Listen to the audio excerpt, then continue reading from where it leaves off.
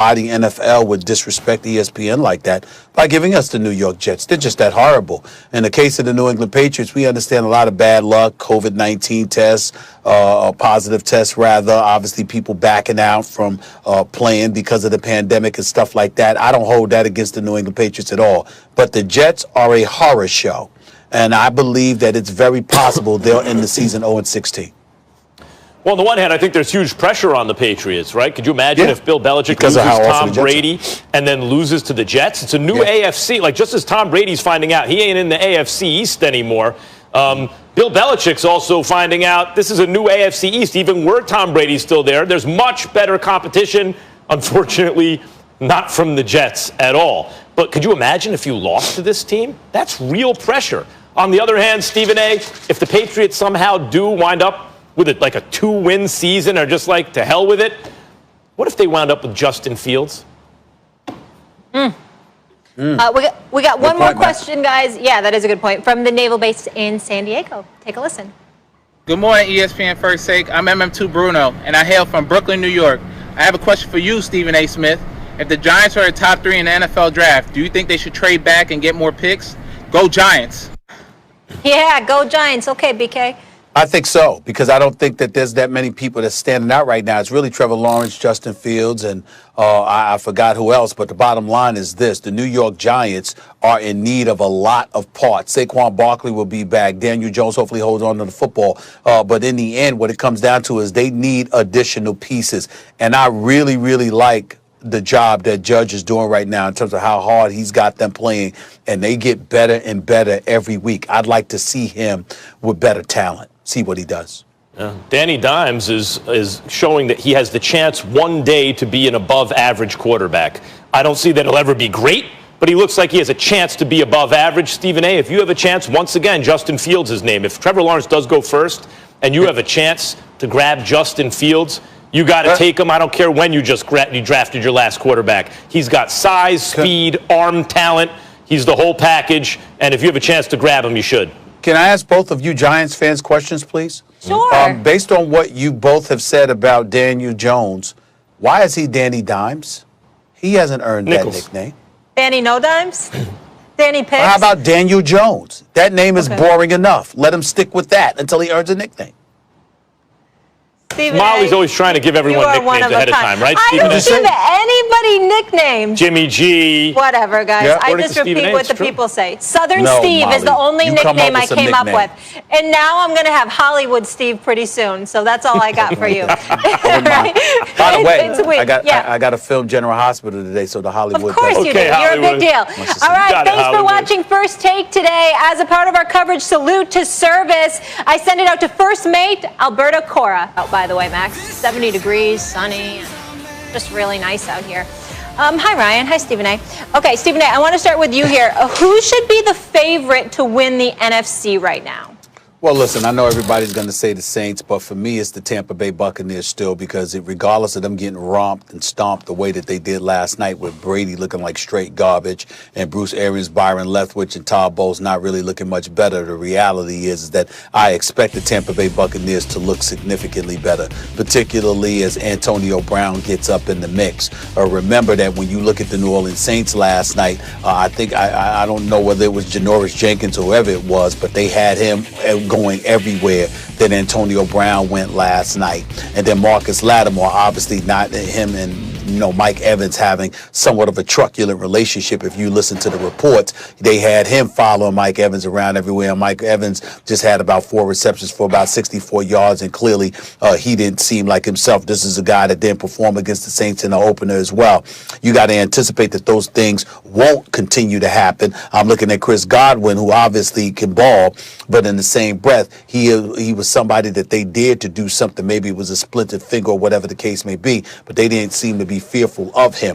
That's not going to continue. And then you saw Rob Gronkowski drop a pass in the end zone that he almost would never drop. I don't think something like that's going to continue. I don't think you're going to see the Tampa Bay Buccaneers run the football 5 times an entire game. I don't think that will continue. I don't think you'll see them get in the 14 and 21 and 28-point holes. So as a result of that, I think that last night was an extreme aberration. I think that once the playoff time comes, I'm able to look at the New Orleans Saints and I'm able to say, okay, you the Stephon Diggs miracle pass catch and TD run 3 years ago. You follow that up with the pass interference that was no pass interference call, and then last year you lose to Kirk Cousins in Minnesota. I just get the impression that New Orleans had its chance. I think this is Tampa Bay's chance, and I think that Tampa Bay will elevate and shine when all is said and done in the NFC. The answer is the New Orleans Saints. They should be the favorites in the NFC at this moment. Preseason, I liked the Saints. Then the Jamal Adams trade happened for the Seahawks. I said, I think maybe the Seahawks inched ahead of them there. And then we've seen the Packers and the Bucks look, alternately really good so far this season at different times. The Bucks, you make a good case, Stephen A. Like they got a lot of stuff, and they got Antonio Brown, and you expect sometimes to take one step back before you take two forward when you're integrating a giant new piece on the offense. But teams change over time. Let's see what happens when Jamal Adams gets back fully healthy and integrated onto the defense, right? When Bakhtiari comes back to help out Aaron Rodgers in pass protection. All those things. Same thing with the Bucks and AB. Same thing with the Saints, with Michael Thomas and Emmanuel Sanders back. The difference is the Saints, when you look on paper preseason, had the continuity, the quarterback. In recent years, the run defense that other dynamic offenses lacked around the league. When you looked at the Chiefs a couple years ago or teams like that, you said, well, they have the offense, but can they stop the run when they need to? The Saints look a little bit better set up that way. The thing that they were missing, all-world running back, all-world receiver, all-world, obviously, quarterback, was a number 2 receiver. They picked that up in Emmanuel Sanders, but they really haven't had their full complement of players yet this season. And they picked up Quan Alexander, who's a good linebacker, to buttress the defense. So not only are they coming off a very impressive win where they really haven't fully integrated their pieces yet, but on paper, they look like the best or one of the 2 best, and they're just coming off a statement win. They've swept the season series against their divisional rivals, and for the first time have the thing that they were missing on offense. When you look at it, considering how they're playing and what they have, I'd have to say at this moment, the Saints are the favorite in the NFC. Man, listen, I was on the Tampa Bay train, and here's why I was. Because I thought to myself, the Saints will be better than Tampa Bay at the beginning of the season. And then Tampa Bay will continue to ascend as they get the chemistry, as they start to come together, and they'll be the best team. But Tampa Bay is kind of riding this roller coaster. And so then I look back at the Saints and I start to think, why did I believe that they would win the NFC South in the beginning of the season?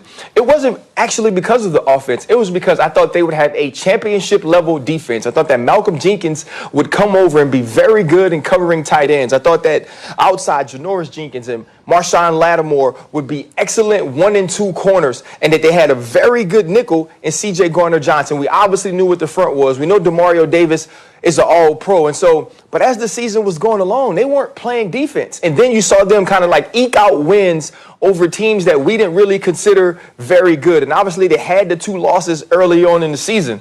And so now you go back and you look at that. You say, yeah, they eked out a win over Chicago in Chicago. But that same Chicago team beat the Tampa Bay Buccaneers. And then you go back and you look at the loss to the Las Vegas Raiders, which was ugly. It was in prime time. It was on Monday Night Football. You know, you couldn't necessarily believe that the Raiders looked so good against the New Orleans Saints. And now looking at the Raiders at 5-3, you say, you know what?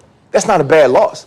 And then Aaron Rodgers is cooking and they get beat 37-30. And you say, well, Aaron Rodgers is one of the top teams. And so I look at the NFC and I think to myself, the 2 best teams, when you look on paper and when you see what the season has gone, you would think that they probably are the Tampa Bay Buccaneers and the New Orleans Saints. And when I look at those two teams, one thing stands out. They've played 2 times and the New Orleans Saints have won both times. And honestly, the first game was actually closer in score than it was on the field. And you do look at Mike Thomas coming back. You see Emmanuel Sanders coming back and what they add to this passing game. And then you realize they probably have the best all-around back in football, and that's including Christian McCaffrey and Alvin Kamara. And when the team plays like they played last night, right? Not this team that doesn't push the ball down the field, not this team